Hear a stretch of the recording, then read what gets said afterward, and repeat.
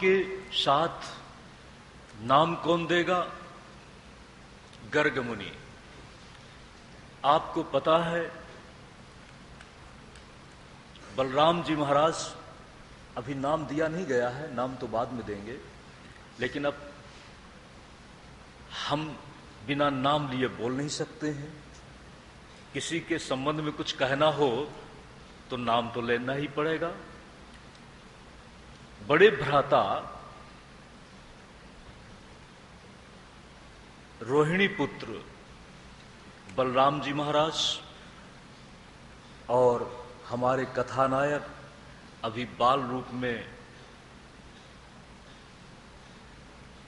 जन्मे ही हैं कि खुशी मनाने वालों में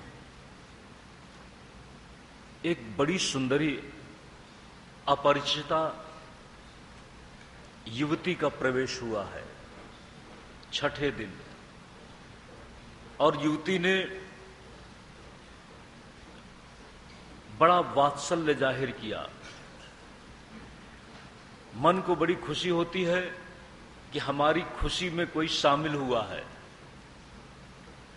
बताते भी हैं, लोग देखना भी चाहते हैं, कहते हैं लाला बड़ा सुंदर लगता है। ये भी पूछते हैं कि किसके जैसा लगता है। जब भी बताया जाता है कि बिल्कुल तुम्हारे जैसा ही लगता है तो मन को बड़ी तसल्ली होती है। तो सब लोग देख रहे हैं और उसी भीड़ में पूतना जो अति सुंदरी के रूप में प्रवेश करती है, भगवान के प्रति अपना स्नेह जाहिर करती है। और स्नेह कैसे जाहिर करे?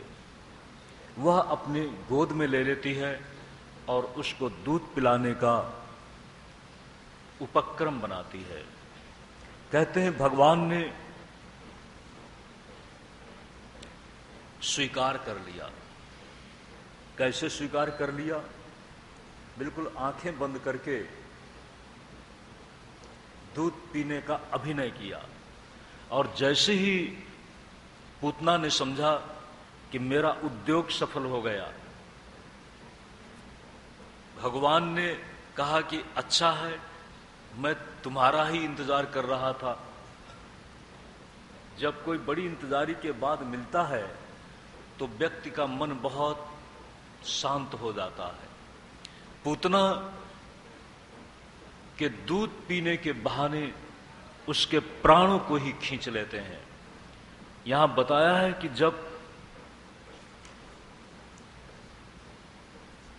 दूध पीते हैं तो भगवान आंखें बंद कर लेते हैं।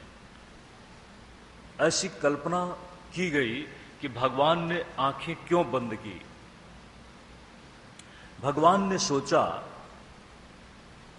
कि जो मैं करने जा रहा हूं वो थोड़ा सा कठोर कर्म है, और अगर मैं आंख खोलता हूं, इसकी तरफ देखता हूं तो कहीं करुणा न पैदा हो जाए।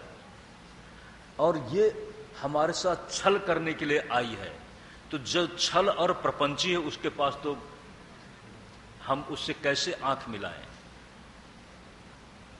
ऐसा होता है।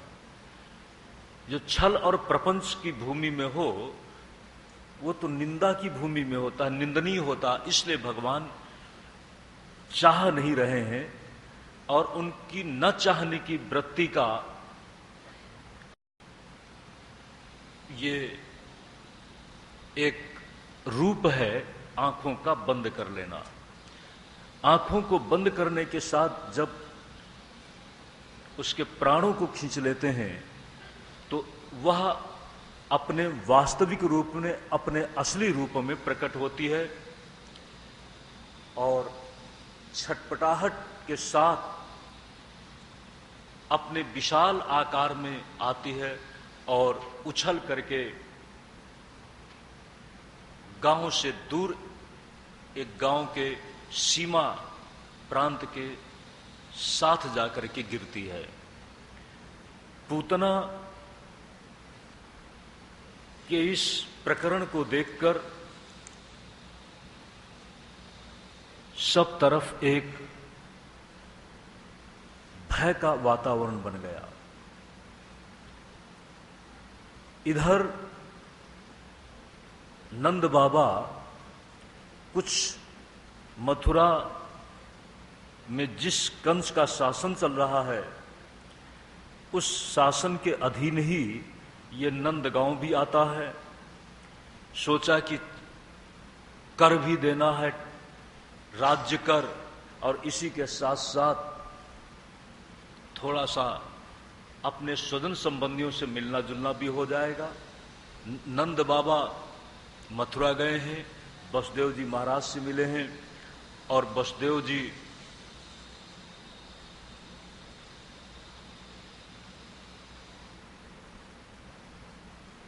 आज नंद बाबा को सावधान कर रहे हैं,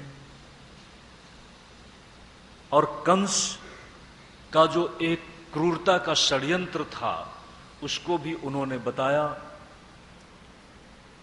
कि मेरी अंतिम संतान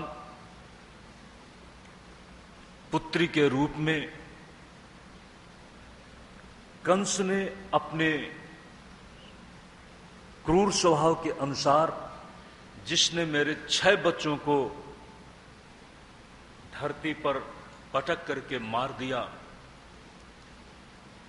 सभी लोग विस्मित थे और मथुरा में कंस के इस क्रूर कर्म की चर्चा थी। वसुदेव जी महाराज ने बताया, मेरी कन्या अंतिम संतान के रूप में, और उस कन्या को भी कंस ने जो मारने का उपक्रम किया, लेकिन वह कन्या उसके हाथ से छूटकर आकाशगामी हो गई। आपने सुना है वह योग माया थी। कंस के हाथों से छूटने के साथ उसने कहा है, अत्याचारी कंस, तू मुझे क्या मार सकेगा? तेरी मृत्यु निश्चित है, और तेरी मृत्यु जिसके हाथों से है वह पैदा हो चुका है। और इसी के साथ कहते हैं वह योगमाया विंध्याचल पर्वत में चली गई है। आज उसे आप सब विंध्यवासिनी के नाम से जानते हैं। वसुदेव जी महाराज बता रहे हैं कि तब से कंस अपने पूरे आसुरी बल को इस खोज के लिए लगा दिया है कि उसके मृत्यु का कारण जो भी है वो कहां है। कंस की ये पूरी चेष्टा है कि जितने भी अभी नवजात शिशु हैं उनको खत्म कर दिया जाए। इसलिए आप सावधान रहना। वसुदेव जी महाराज ने बस नंद बाबा को सावधान किया। नंद बाबा जब वापस लौटते हैं तो ये सोच रहे हैं कि वसुदेव जी ने ठीक ही कहा था। उनके जाने के बाद इस तरह से उत्पात पूर्ण घटनाओं के क्रम बने। पूतना का प्रकरण अभी शांत ही हुआ था कि एक दूसरी घटना बन गई। बच्चे को एक जगह पर रखा गया। देखो, ये गांव की बात है, शहर की बात नहीं है, और आज से कम 5000 साल पहले की बात है। इतने लंबे समय में हमारी पूरी जीवन शैली बदल गई। आज किसी भी शहर में आप जाइए, आर्किटेक्चरल व्यूज अपने आप में अलग अलग रूप में दिखेंगे। जो मकानों की रचना है अलग अलग ढंग से आपको दिखेगी, लेकिन उस समय की अपनी विशेषता रही होगी और गांव की विशेषता तो अलग थी। उस बच्चे को एक गाड़ी के साथ रख दिया, क्योंकि तो नंद बाबा तो गांव के व्यक्ति हैं, शहर के व्यक्ति तो थे नहीं। आज जो हम सब मोटरों में चल रहे हैं, हमारी संतानें, उनको क्या पता, वो तो यही जानते हैं कि सब ऐसे ही चल रहा होगा। जिन्होंने मोटर के युग को नहीं देखा, वो जानते हैं कि मोटरों का बोलबाला कब से शुरू हुआ। और जो बैलगाड़ी में कभी चले हों, वो समझ सकते हैं कि बैलगाड़ी का, बैलों का, पशुओं का हमारे आसपास कितना महत्व था। तो नंद बाबा तो गांव के समृद्ध व्यक्ति हैं। चारों तरफ कई गाड़ियां रही होंगी, पशु पालन की वृत्ति में नंद बाबा आगे हैं। तो एक छाया की दृष्टि से गाड़ी के पास रख दिया और थोड़ी देर में अचानक देखा कि गाड़ी उलट गई। गाड़ी उल्टी तो कैसे उल्टी? बात है उस बाल कृष्ण ने देखा कि सब लोग तो नहीं समझ रहे हैं, लेकिन जिसके सानिध्य में मैं हूं, ये तो हमारे लिए मृत्यु का आयोजन बना रहा है। बड़ी तूफानी आंधी में आसपास के वृक्ष भी गिरने लगते हैं, बड़े बड़े वृक्ष भी कभी गिर जाते हैं। इतनी तूफानी वेग से आंधी आई, और वो आंधी तो क्या थी, तृणावर्त की अपनी योजना थी। तृणावर्त ने सोचा कि आंधी का माहौल बनाकर इस शिशु को उठा लो। अभी उस नवजात शिशु को उठाया और वह समझ नहीं पाया, वह उठ भी गया। तृणावर्त ने समझा कि मैंने अपना काम कर डाला। और जब वो हमारे कथानायक बाल कृष्ण उठते हैं तो उसको ऐसा गला पकड़ा है कि गला पकड़ के दबाया तो जा करके वो प्राणांत के साथ जो है अचेत होकर के गिरा। सज्जनों, ये सब उत्पाती घटनाओं के दौर चल रहे थे। इसी के साथ सब लोगों ने कहा कि ये तो बच्चा बड़ा बलवान है और लगता है कोई अद्भुत है, इसका नामकरण करना चाहिए। नामकरण करने के लिए योजना बनी और गर्ग जो कुलगुरु हैं उनको बुलाया गया। दोनों बच्चों का वह नाम रखते हैं। एक का नाम बलराम रखा और दूसरे का नाम कृष्ण रखा। क्यों कृष्ण रखा? ध्यान देना सज्जनों। पहले का नाम राम, राम इसलिए रखा अपने आप में सबके मन को रमाता हो और सबके लिए बड़ा दृष्टिप्रिय हो, इसलिए उसका नाम लिख दिया राम। राम अयम हि रोहिणी पुत्रो रमयन सुहृदो गुणैः आख्यास्यते राम इति बलाधिक्यात् बलम विदुः। और आपको पता है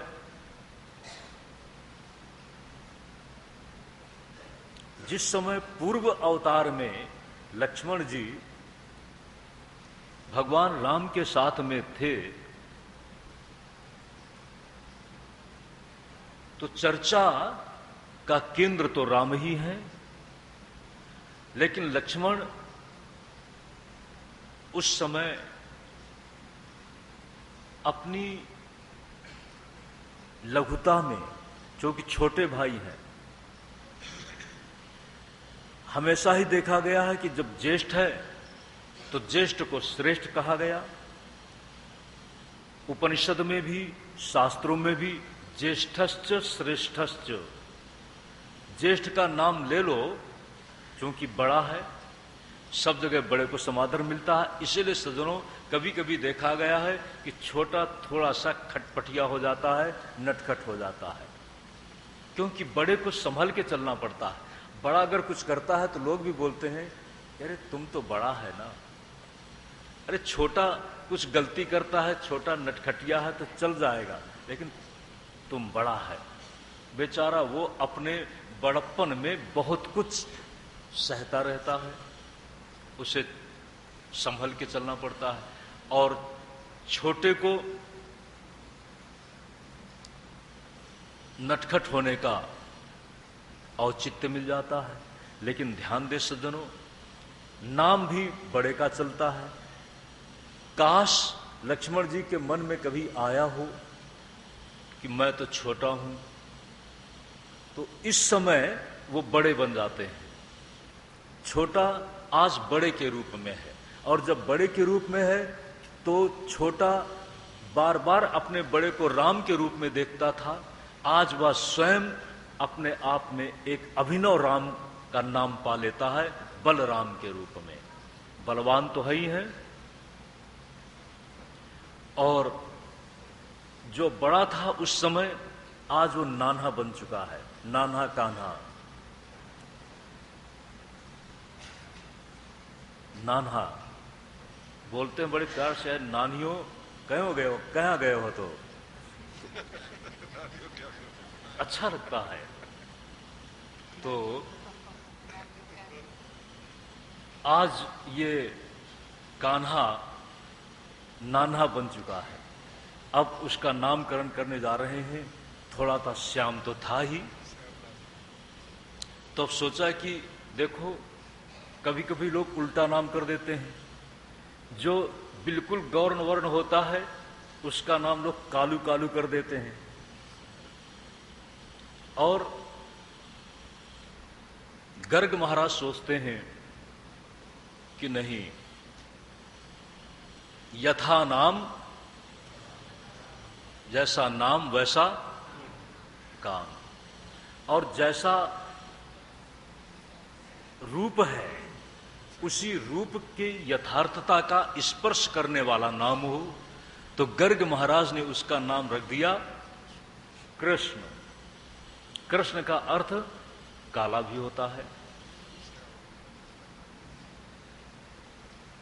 ध्यान दे सज्जनों, है तो काला, लेकिन बहुत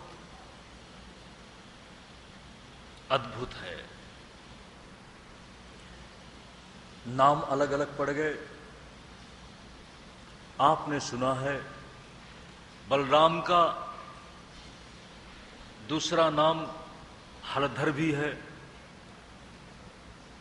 लेकिन कृष्ण के अनेक नाम हैं। किसी ने कृष्ण को श्याम कहा, पर्याय जोड़ दिया, लेकिन कृष्ण का अर्थ बड़ा अनूठा है। कृष्ण का अर्थ है जो सबको अपने आप में आकर्षित कर रहा हो। आकर्षित व्यक्ति कब कर? अपने सौंदर्य के वैशिष्ट्य से, गुणों के वैशिष्ट्य से, बल से, सौंदर्य से, बल से, और अपनी गुणों की विशेषता से, और इसी के साथ सज्जनों व्यवहार में स्वभाव से। कृष्ण के व्यक्तित्व में एक बहुआयामी अनूठापन है। गुणों का, रूप का, आचरण का, सब अपने आप में अनूठापन है। अप्रतिम कक्षा में